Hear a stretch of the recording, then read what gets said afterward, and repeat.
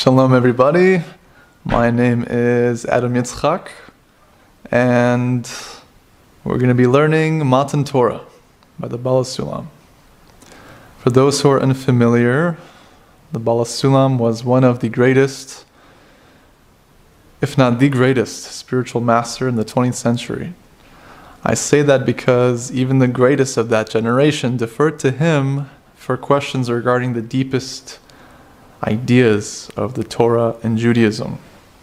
For example, Rav Kook said something to the extent of, "And now has come the godly sage, master of understandings, the holy treasure, the honorable sage in awesome holiness, our rabbi and teacher, Rabbi Yehudah, Leib, Ashlag, Gevat Shaul." And he has more to say, but as well as the Musar masters of that generation, being Rav Dessler, Rav Lopian, the Chazon Ish was close with the Baal HaSulam, and even baked matzahs in his oven before Pesach.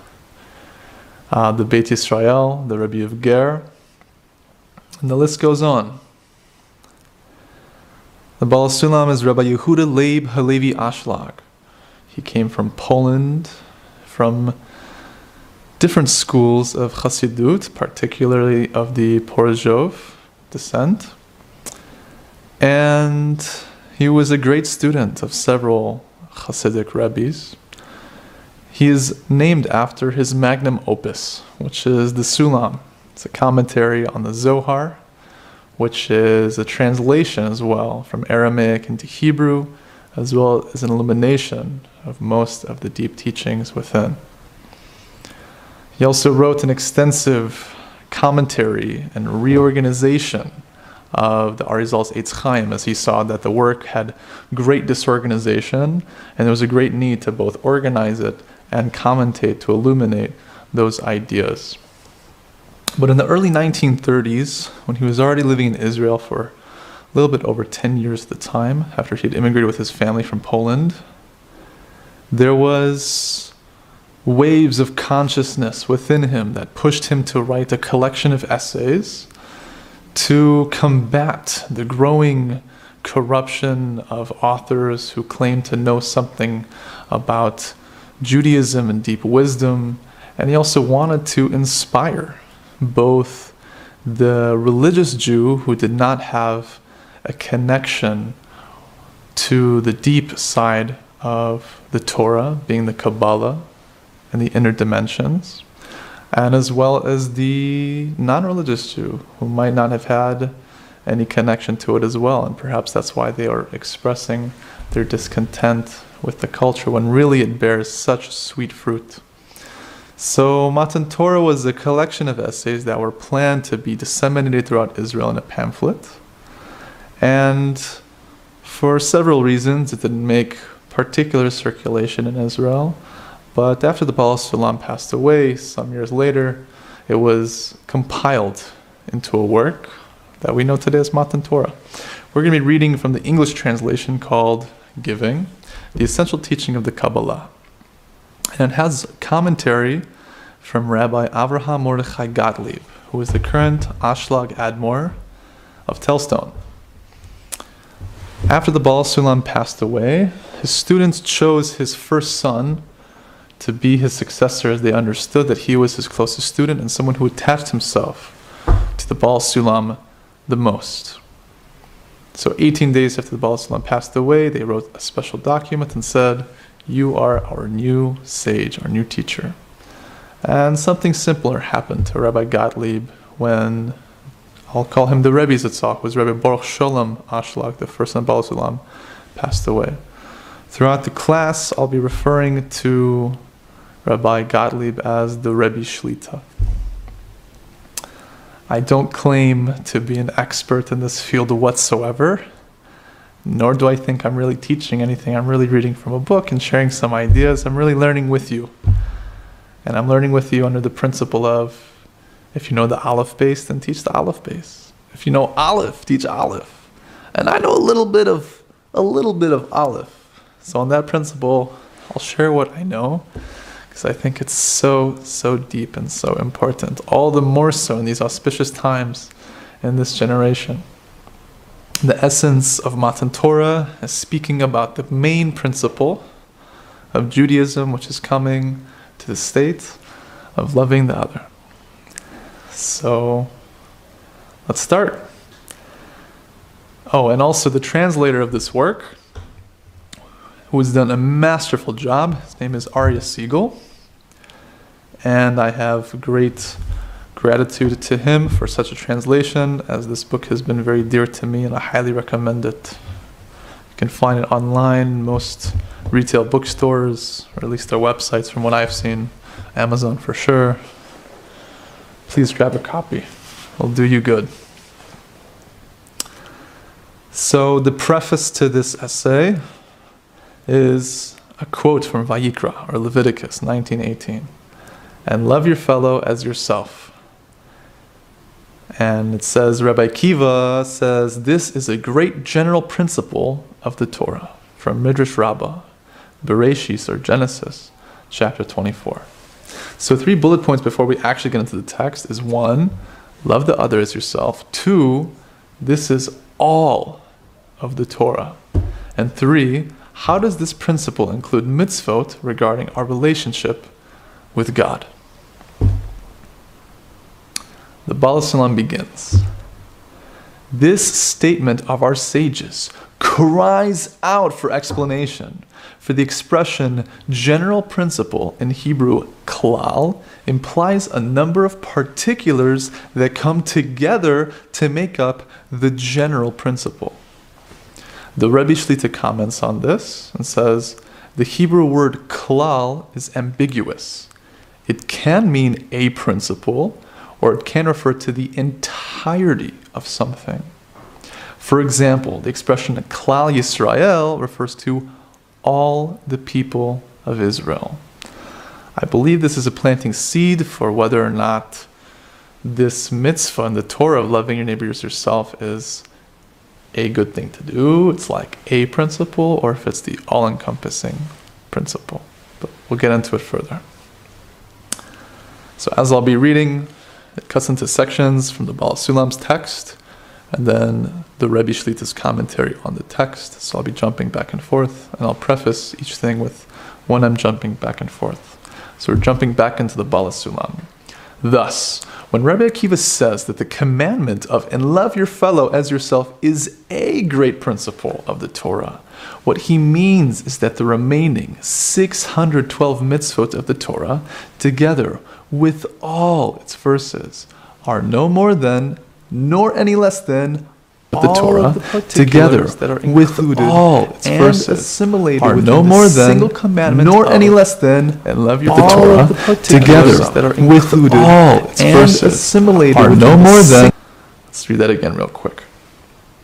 Thus, when Rabbi Akiva says that the commandment of "and love your fellow as yourself" is a great principle of the Torah, what he means is that the remaining 612 mitzvot of the Torah, together with all its verses, are no more than, and no less than, all of the particulars that are included and assimilated within the single commandment of "and love your fellow as yourself."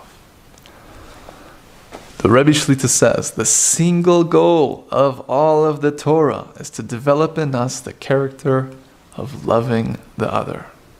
This includes the mitzvah to love the other as yourself, and the other 612 mitzvot as well, and even all the verses in the Torah that contain stories which are not connected to the performing of mitzvot. In essence, the entirety of the Torah is constantly talking about and is under the umbrella of loving your neighbor as yourself. I had a thought on that. In Hebrew, we have a corresponding numeric value to every letter. So there's a gematria, and the gematria of echad and ahava are the same. There are 13. And we say God is one, Hashem echad. But because everything is so interrelated in the Torah, let alone reality, so because Hashem is the absolute, ultimate, perfect love and lover, as the principle of creation based on the knowledge of Kabbalah, is that the foundation is Ratzono Lativ Lenivrav, his intention to give goodness to his creation. So there's only a pleasant stream of goodness at all times. When we see chaos and darkness and suffering, it's due to our lacking and our inability to see the light in the darkness, or maybe perhaps a lack in our ability to rise above our own understanding and say, this is for the best. It's actually Jewish law, it's halacha that says because everything comes from the Creator, it is incumbent on us to believe that everything is for the good. But because Echad and Hava are both 13, thus they're interrelated, the Holy Zohar tells us that every single word in the Torah are Hashem's names, are God's names. Because God's name is a vessel for his experience, for his light. Because God's essence, so to speak, is completely beyond and incomprehensible and attainable. But we interact with his attributes, which we have within ourselves, because we are made in the image of God. So if the entire Torah are names of Hashem, and Hashem is this all-encompassing love, and Hashem Echad, and Hashem and the Torah and Klal Yisrael are one, I'm just planting the seed for us to meditate on this idea, then it would make sense that the entire Torah is talking about loving your fellow as yourself, because the entire Torah is an enclothement, a garb of Hashem, and everything is one, and everything is love. Something to meditate on, just a thought. So the Baal HaSulam continues. This is surely a surprising statement, because although it might be justified in the case of those mitzvot regarding interpersonal relationships, how can the commandment of, and love your fellow as yourself, include and support within it all the mitzvot between people and God, which are the essential principles of the Torah and the majority of its makeup? It's a good question. Let's read that again. This is surely a surprising statement regarding how everything in the Torah is under the umbrella of this one all-encompassing mitzvah.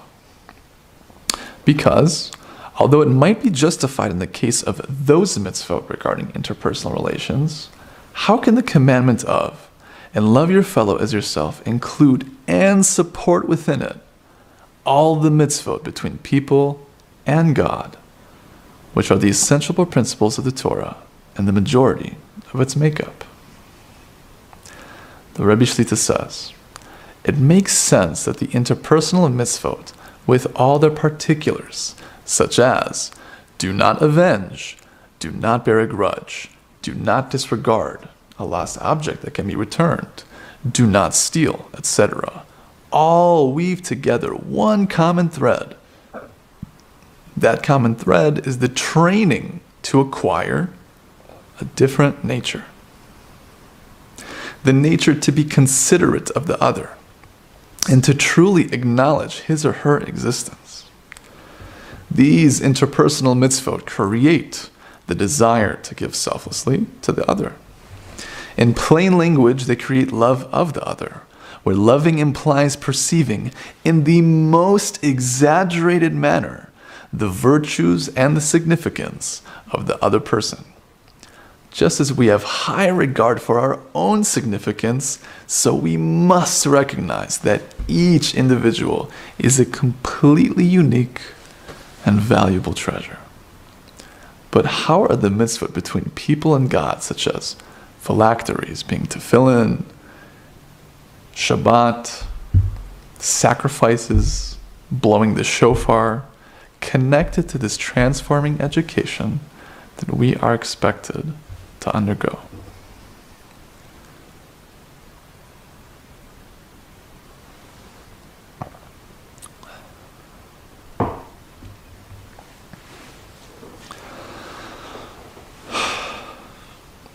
It's a very good question.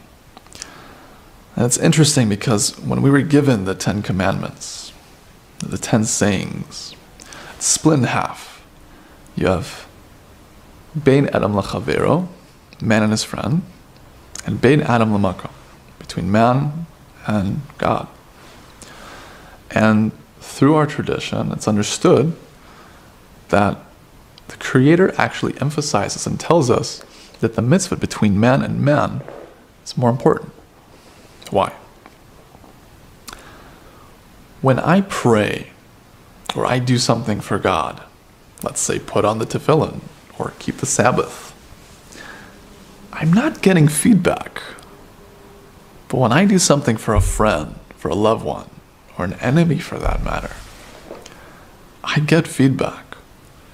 So because it's more tangible and it's more relatable to our growth, therefore it's given more importance, because it's more practical in relation to our ascension up the spiritual ladder.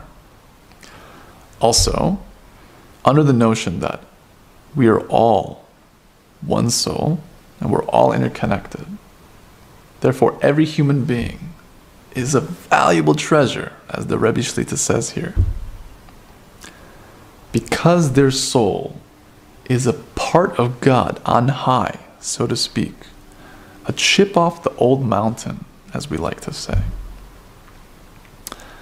then when we do something for the other, not only are we doing it for the person, but if we do it with the intention that we're serving God through serving the person, then it's a 2-in-1. Because God is within that person to a degree, a chelik, a portion, so to speak, and the person himself or herself. But I'd like to expound a little bit on the notion of mitzvos as a whole and how they relate to our growth. Because the question is here, how can the mitzvah between people and God relate to our growth? How can it relate to the transformation within us? So, the Baal HaSulam has a book called the Peticha L'Chochmat Kabbalah. The Peticha is a masterful summary of the Talmud Esrei Sfirot, which is a super commentary on the Arizal's Eitz Chaim, as described. The Peticha, as we say in Hebrew, is a bekitzer. It's a short version. It's condensed, and it's, as it says, Peticha means opening. It's an opening to the wisdom. And the English translation, actually, for the first 2 chapters of the book, are in print, but it can be found for free PDF download on KabbalahArt.com. It's an amazing artist in Sfat, good friend of mine, Avraham Lowenthal, and he's done several translations for some of these books, and I highly, highly recommend it. It's a free download for PDF, so why not? And I'd also like to note that the Rav Kook quote that I read was from another masterful work called Master of the Ladder. It's by the Rebbe Shlit, Rebbe Avraham Morechai Gottlieb, and it was translated by Yehudah Cohen from Tzfat. And it's an amazing, amazing work that has both stories about his life, poetry, personal notes that he sent to students with commentary on the deep Kabbalistic wisdom behind it, and just deep Kabbalistic teachings, period, just without saying anything else. Like it's a deep book in itself, and it's highly recommended. But I digress. It says in the Peticha, again, we're talking about the mitzvos between people and God. The Peticha opens up. Rabbi Hanania ben Akasha says, God wanted to give merit to Israel, and therefore gave them a lot of Torah and mitzvot, spiritual learning and spiritual practice. This is like what the sages say, the mitzvot were given to purify Israel. We need to understand this purification that we attain through Torah and mitzvot, and understand what coarseness in ourselves we need to refine. The Hebrew says zechut, that God wanted to give merit to Israel. Rotzeh HaKadosh Baruch Hu zechut et Yisrael lefichach harbe lahem Torah v'mitzvot.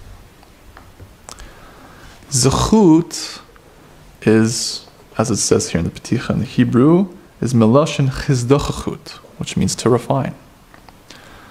Hebrew roots also between words have a very deep interconnectedness. So Hashem wanted to give merit to Israel. It just so happens that the merit actually translates also to purification, because it so happens, my 2 cents is that the greatest merit that we can ask for is to be refined. We want some type of reward. We want Olam Haba points. We want something in this world. What more could we ask for than to be refined? But it asks, what are we being refined from? It's an understanding that our initial nature is out of self-concern. It's egoistic. It's the will to receive for oneself alone. The higher nature, the higher state of consciousness that we're aiming for, as we've spoken about in the beginning of Matan Torah, is loving the other.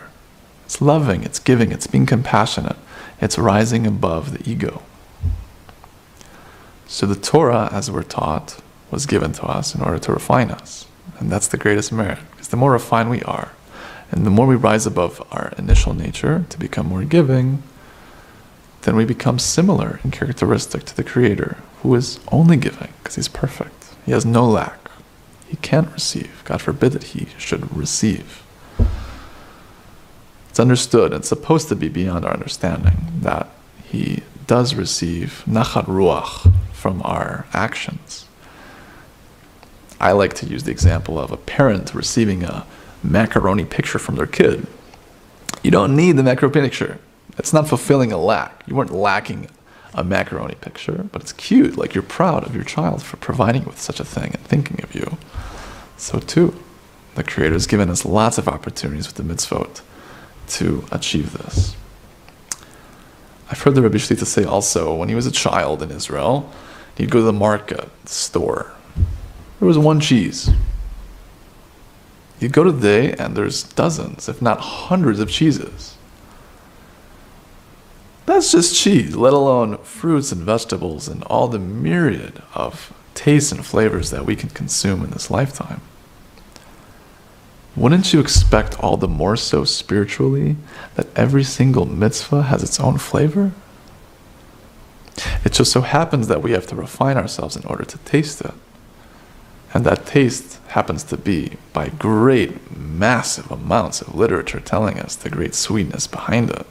It does take a sense of faith to be able to understand that such a thing is possible, but to know that the things that we can achieve and experience through the mitzvot that refines us are also very sweet and very beneficial for both us and humanity.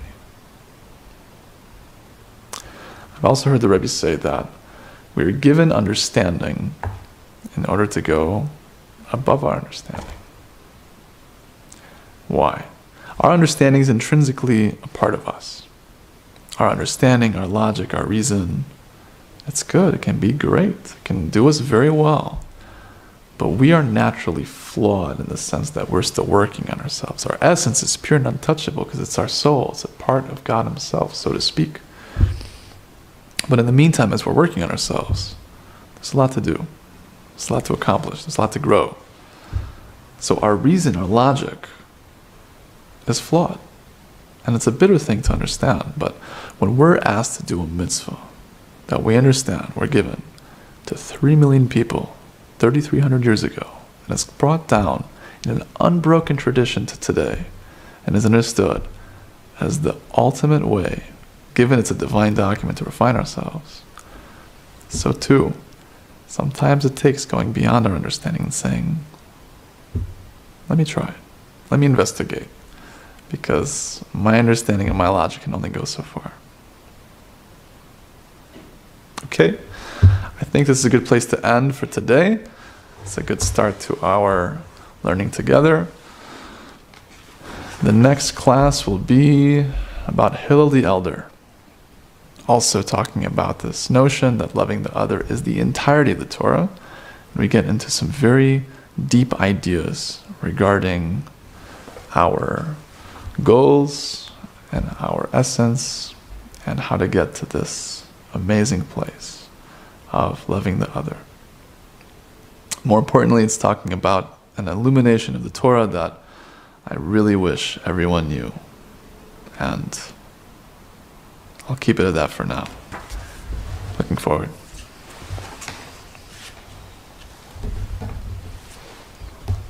And by the way, this is a piano scarf. It's very sentimental. It's given to me by my mother. She's a pianist. She taught me young. Kol Tuv, all the best. A Chodesh Tov, a good month. A Shavua Tov, a good week. And looking forward to learning more. All the best.